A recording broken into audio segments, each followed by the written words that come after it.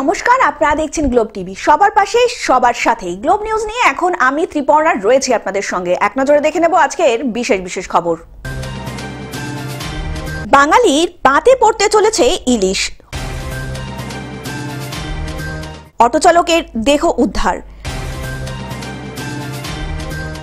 মাটি কাটায় গ্রেপ্তার ৩। হুগলি জেলায় বাস ধর্মঘট। তৃণমূল থেকে বিজেপিতে যোগদান। মোবাইল সহ গ্রেপ্তার যুবক। লিগের প্রস্তুতি শুরু মোহনবাগানের।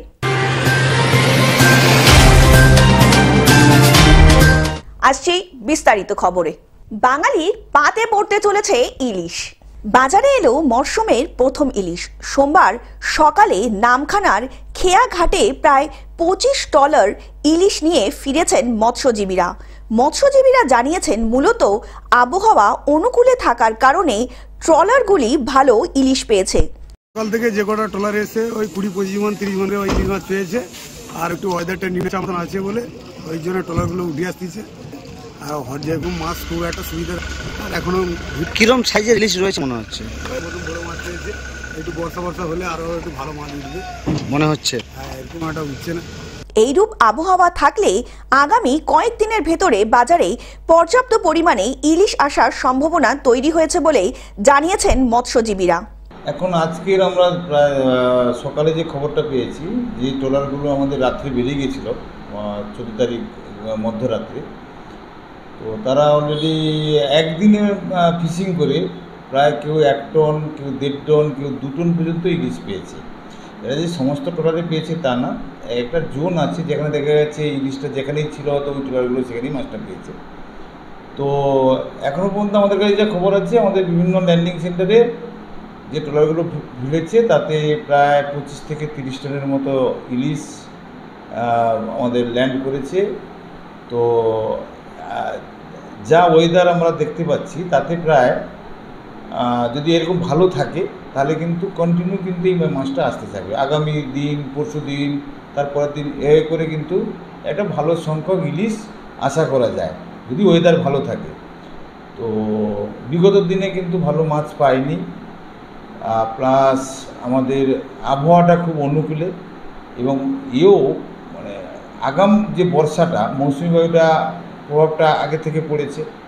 তো তার জন্য দেখা যাচ্ছে ইলিশের যে মরশুম, ইলিশের যে সিজনটা, ইলিশ মানে যেই সময়টা যেই পরিবেশটা ভালো পায় অ্যাকচুয়ালি সেটা সেই রকম একটা টাইম। তো যার জন্য কিন্তু মাছটা সমুদ্রে ভালোই এসছে। তো আশা করি তো মার্কেটের তো প্রথম তো সিজন, মানে অ্যাকচুয়ালি তো এ তো আশা করা যায় না যে হঠাৎ করে এইভাবে মাছটা হয়ে যাবে। তো যেভাবে মাছ এসছে তাতে কিন্তু চাহিদা মানে মিটবে, এবং দাম যেটা আসবে বলে দিই, দামটা কিন্তু প্রথমে যে ট্রলারগুলো আজকে যে ট্রলারগুলো মাছ নিয়ে আসবে তারা কিন্তু মাছের দামটা ভালো পাবে, এবং সাধারণ মানুষের ক্ষেত্রে হয়তো একটু সাধারণ মানুষের ক্ষেত্রে কেনার একটু কষ্টদায়ক হবে। কিন্তু এই যখন মাছটার আগামী দিন থেকে যে রেশিওটা থাকে, যে আগামী দিন থেকে যে ট্রলারগুলো আবার ঢুকবে, প্রতিদিন যদি ওই মাছ ঢুকতে থাকে তাহলে কিন্তু সাধারণ মানুষের নাগালের মধ্যেই চলে আসবে মাছটা কেনা। দক্ষিণ 24 পরগনা থেকে বাবলু প্রামাণিকের রিপোর্ট, গ্লোব নিউজ। অটো চালকের দেহ উদ্ধার। রবিবার রাতে হাওড়ার বাউরিয়া থানার বাউরিয়া স্টেশন সংলগ্ন এলাকায় একটি ডোবা থেকে বছর 28-এর পুষ্পেন্দু রায় নামে এক অটো চালকের রক্তাক্ত দেহ উদ্ধার হয়। পরিবার সূত্রে জানা গিয়েছে, রবিবার রাত 7:30 নাগাদ সে বাড়িতে মাংস নিয়ে যাবে বলে ফোন করে। পরে 8:30 নাগাদ বাউরিয়া থানা থেকে পুষ্পেন্দুর বাড়িতে ফোন করে বাউরিয়া হাসপাতালে আসতে বলা হয়, এবং সেখানে গেলেই পরিবারের লোকজন পুষ্পেন্দু রায়কে মৃত অবস্থায় দেখতে পান। অন্যদিকে পরিবারের লোকজনের অভিযোগ, বেশ কয়েকদিন আগে অটো চালানোকে কেন্দ্র করে অশান্তি হয়েছিল। সেই অশান্তির জেরেই তাকে খুন করে ফেলে দেওয়া হয়েছে। মৃতদেহ উদ্ধার করে উলুবেড়িয়া মহকুমা হাসপাতালে পাঠানো হয়েছে। ঘটনার দ্রুত তদন্ত শুরু করেছে পুলিশ। হসপিটালে ওখানে একটা স্বাস্থ্যকেন্দ্র আছে, সেই স্বাস্থ্যকেন্দ্রে আপনারা আসুন, আপনাদের বাড়ির লোক অ্যাক্সিডেন্ট হয়েছে। আমরা গিয়ে দেখি অ্যাক্সিডেন্ট না, গায়েতে মানে মাথায় ক্ষতবিক্ষত দাগ আছে, ঠোঁটে আঘাতের চিহ্ন আছে, তো সেই কারণে আমরা চাই বুঝতে পারছি যে এটা পরিকল্পিতভাবে খুন করা হয়েছে। কিছুদিন আগে অটো স্ট্যান্ডে কিছু ছেলের সঙ্গে বচসা হয়, হাতাহাতি হয়। আমাদের সন্দেহ হচ্ছে যে তারাই হয়তো করতে পারে বা অন্য কেউ হতে পারে। তো সেই কারণে বাউরিয়া থানাকে আমরা অনুরোধ জানাচ্ছি দোষীদের বা দোষীকে উপযুক্ত শাস্তি দেওয়া হোক। উলুবেড়িয়া থেকে মতিয়ার রহমানের রিপোর্ট, গ্লোব নিউজ। মাটি কাটায় গ্রেপ্তার ৩। প্রশাসন সচেতন করা সত্ত্বেও মাটি মাফিয়াদের দৌরাত্ম্য কমানো যাচ্ছে না।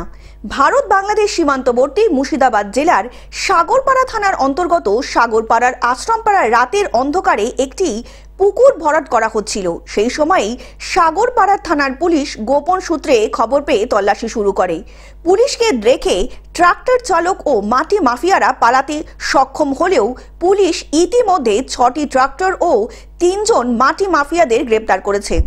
এর আগেও বহুবার মাটি মাফিয়াদের গ্রেপ্তার করেছে সাগরপাড়ার থানার ওসি মোহাম্মদ খুরশিদ আলম ও তার সহকারী টিম। অন্যদিকে মাটি মাফিয়াদের আটক করায় সাগরপাড়ার থানা এলাকার এলাকাবাসীরা সাধুবাদ জানিয়েছেন পুলিশকে। এ ব্যাপারে একটা পুলিশকে প্রশংসাই করতে হবে যে অবৈধভাবে মাটি কাটাটা এটা ঠিক না, তার ব্যাপারে পুলিশ ভূমিকা নিচ্ছে, এটাকে আমরা সাধুবাদ জানাচ্ছি। মুর্শিদাবাদ থেকে পার্থ মণ্ডলের রিপোর্ট, গ্লোব নিউজ। হুগলি জেলায় বাস ধর্মঘট। হুগলি জেলার বিভিন্ন রুটে টোটো অটো দৌরাত্ম্য নিয়ন্ত্রণে আনতে সোমবার থেকে জেলা জুড়ে অনির্দিষ্টকালের জন্য বাস ধর্মঘটের পথে নামলো বিভিন্ন বাস অ্যাসোসিয়েশন এবং বাস মালিকরা। কোথা থেকে আসছেন? আমি যাবো কানলা জামালপুর। আচ্ছা, কোথা থেকে আসছেন? আমি আসছি নালিকুল থেকে। তো বাস স্ট্যান্ডে এসে কি দেখতে পেলেন? বাস তো সব বন্ধ, কি করে এবার কি যাবো সেটাই বুঝতে পারছি না। জানতেন যে আজকে বাস ধর্মঘট? জানতাম না। সোমবার সকালে তারকেশ্বর বাস স্ট্যান্ডের এমন ছবিটাই চোখে পড়ল মানুষের মধ্যে। অন্যদিকে এক্সপ্রেসে বাস বন্ধের প্রভাব পড়েছে বিভিন্ন বাস রুটে।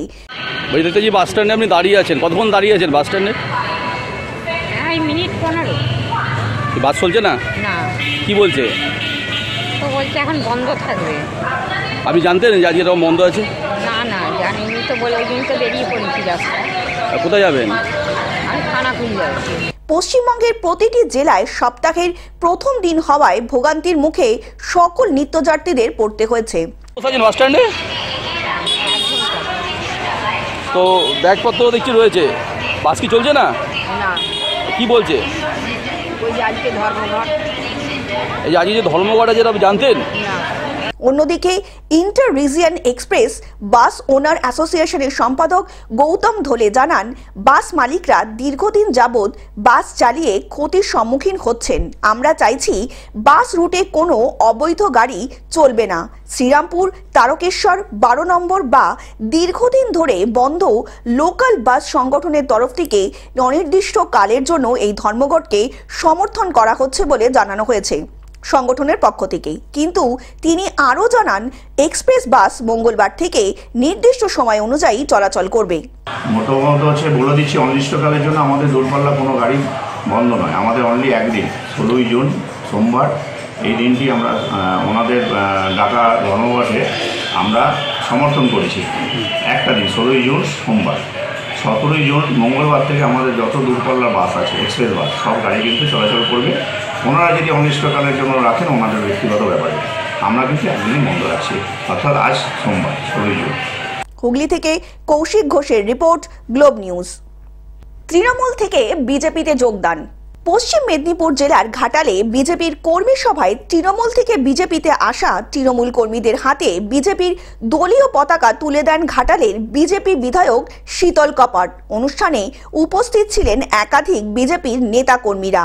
ঘাটাল ব্লকের 2 নম্বর গ্রাম পঞ্চায়েতের বলরামপুর গ্রামের তৃণমূল পঞ্চায়েতের সদস্য শুভেন্দু হাজরা, তৃণমূল নেতা তুফান চৌধুরী, সোনা মল্লিক সহ পৌরসভার 8 নম্বর ওয়ার্ডের সিপিএম নেতা রঞ্জিত সামন্ত যোগদান করলেন বিজেপিতে।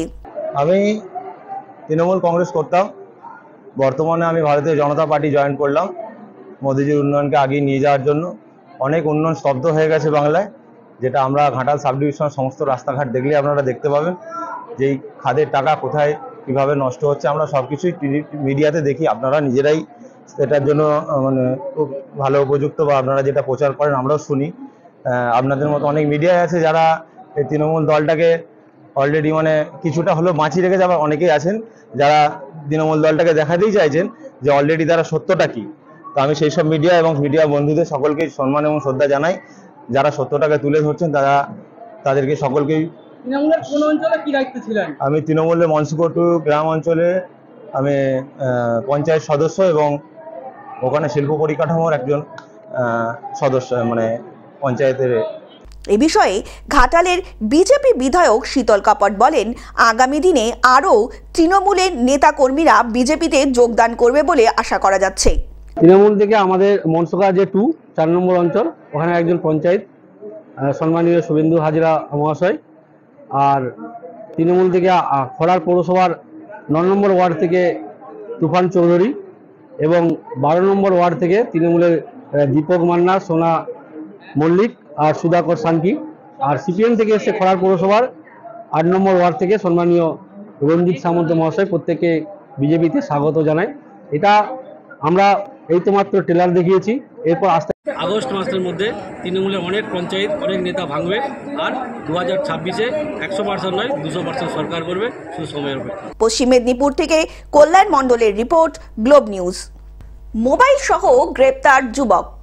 মালদা জেলার মানিকচক থানার পুলিশ গোপন সূত্রে খবর পেয়ে আইসি সুবীর কর্মকারের নেতৃত্বে এএসআই পীযূষ মণ্ডল সহ পুলিশ কর্মীরা মথুরাপুর হাট সংলগ্ন একটি আমবাগানে হানা দেয়। সেখানে সন্দেহভাজন এক যুবক একটি ব্যাগ নিয়ে ঘোরাফেরা করছিল। যুবককে আটক করে তল্লাশি চালায় পুলিশ। তারপরই তার কাছ থেকে 6টি নামি দামি কোম্পানির মোবাইল ফোন উদ্ধার করে পুলিশ। পুলিশের প্রাথমিক অনুমান মোবাইলগুলি চুরি করে আনা হয়েছিল অবৈধভাবে বিক্রির উদ্দেশ্যে। ধৃত ব্যক্তির নাম শ্যামল মণ্ডল, বাড়ি মথুরাপুর সুভাষ কলোনি এলাকায়। মঙ্গলবার ধৃতকে মালদা জেলা আদালতে পেশ করছে মানিকচক থানার পুলিশ। মালদা থেকে অভিষেক দাসের রিপোর্ট, গ্লোব নিউজ। লিগের প্রস্তুতি শুরু মোহনবাগানের। কলকাতা লিগের প্রস্তুতি শুরু করে দিল মোহনবাগান সুপার জায়েন্ট। গত মরশুমে কলকাতা লিগের চ্যাম্পিয়নশিপ রাউন্ডে উঠতে পারেনি মোহনবাগান। এবার শক্তিশালী দল গড়তে মরিয়া মোহনবাগান। লিগের প্রস্তুতির শুরুর দিনেই মোহনবাগানের নতুন সভাপতি হলেন দেবাশিস দত্ত। সোমবার বিকেলে ময়দানে ক্লাব তাঁবুতে নতুন কর্মসমিতির প্রথম বৈঠকে চূড়ান্ত হয় সহসভাপতির নামও। নতুন সচিব হচ্ছেন সৃঞ্জয় বসু। তিনি বললেন, আমাদের লক্ষ্য ছিল মহিলাদের অন্তর্ভুক্তি। এই কারণেই সোহিনী মিত্র চৌধুরী এবং দীপিকা দাস রয়েছেন কর্ম সমিতিতে। অনেক খেলোয়াড়রা রয়েছেন, ভবিষ্যতে আরও অনেককেই নেওয়া হতে পারে বলে জানান তিনি। টাইসন সিংহ, শিবাজিৎ সিংহ সহ অনূর্ধ্ব 17 দল থেকে নেওয়া হয়েছে নন্দন রায়, আদিত্য, প্রেম হাসদা এবং মোহাম্মদ সরফরাজকে। Bureau report, Globe News. Television ছাড়াও গ্লোব টিভি এখন সর্বত্র উপলব্ধ। বিস্তারিত জানতে ফোন করুন আমাদের টোল ফ্রি নাম্বার 1800891974 অথবা লগ ইন করুন আমাদের ওয়েবসাইট www.globetv.in এ। গ্লোব নিউজ এখন এ পর্যন্তই। দেখতে থাকুন গ্লোব টিভি, সবার পাশে সবার সাথে। নমস্কার।